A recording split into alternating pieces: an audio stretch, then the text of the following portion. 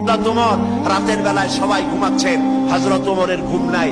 তিনি ঘুম থেকে জেগে রাত্রির বেলায় ঘুরে ঘুরে বেড়াচ্ছেন কে কি অবস্থায় আছে।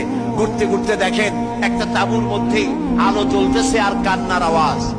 আস্তে করে কাছে গেছেন, যে দেখেন একটা মেয়ে লোক কি জন্য রান্না করতেছে আর বাচ্চাগুলি পাশে বসে কাঁদে। তিনি ভিতরে ঢুকে বললেন, আচ্ছা মহিলা, তুমি এত রাত করে রান্না করতেছো কেন? এই বাচ্চাগুলি ক্ষুধায় কাঁদতেছে, যদি তুমি সন্ধ্যা রাত্রে রাঁধতে তাহলে তার অসুবিধা হতো না। মেয়ে লোকটি বলছে, পথিক, আমি তো তোমার চিনি না, তুমি তো আমার এইভাবে শাসন করতে পারো না। এই যে বাচ্চা ছেলেমেয়েগুলি আর আমরা মদিনার লোক না, পার্শ্ববর্তী দেশ থেকে আসছি মদিনা গভর্নমেন্টের কাছ থেকে সাহায্য নেওয়ার জন্য। ভিড়ের কারণে খলিফার কাছে যাইতে পারি নাই। আমার ছেলেগুলি 2-3 দিন না খাওয়া, আর এই যে হাড়ি, ওর মধ্যে কোনো গোশত না, পানি আর পাথর দিয়ে নাড়াচাড়া করতেছি যাতে বাচ্চারা বসে যে গোশত রান্না করতেছি। বলেছি যে একটু অপেক্ষা করো, রান্না হইলে খাইতে পারবা। কিন্তু বাচ্চাগুলি এত ক্ষুধার্ত, কোন রকমেই তারা আমার কথা শুনতে চাচ্ছে না, কাঁদতেছে। হযরত ওমর বলেন, এটা শুনে আমার মনে হলো যে আমার পায়ের তলা থেকে মাটি খসে যাচ্ছে। হযরত ওমর বললেন, মা তুমি একটু অপেক্ষা করো, দেখি আমি তোমার কোনো উপকার করতে পারি কিনা। হযরত ওমর দৌড় দিলেন। ইতিহাস বলছি, গল্প না। হযরত ওমর বাড়িতে চলে গেলেন।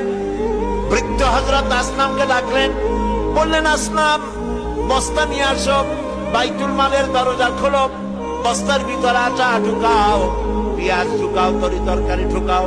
ঢুকাবার পরে বললেন, বস্তা বন্দি করে দাও। বস্তা বান্ধা হলো। হযরত ওমর বলেন, আসলাম রে, এবার এই বস্তাটা আমার মাথার উপরে উঠায়া দাও। হযরত আসলাম বলছেন, আমিরুল মুমিনিন, এই বস্তা বহন করার জন্য আমি খাদেম উপস্থিত আছি। হযরত ওমর বললেন, না, আজকের বোঝা আমার মাথায় উঠাও, কারণ কিয়ামতে তোমাকে আসামি বানানো হবে না। যে দৃশ্য আমি দেখে এসেছি কিয়ামতের দিন, এর জন্য আল্লাহ আমাকে আসামি বানাবেন। আমার বোঝা আমার মাথায় উঠাও। আটার বস্তা মাথায় নিয়ে হযরত ওমর দৌড়তে লাগলেন। অর্ধেকটা পৃথিবীর প্রেসিডেন্ট হযরত ওমর আটার বস্তা মাথায় নিয়ে দৌড়াচ্ছেন। তাঁবুর কাছে গিয়ে বস্তা ফালালেন। বস্তা খুলে আটা বের করে বললেন, মা রুটি বানাও। নিজে তরকারি কুটলেন, রান্না হয়ে গেল। তিনি বললেন, বাচ্চাদের আমি খাওয়াই, তুমি তোমার মতো খাও।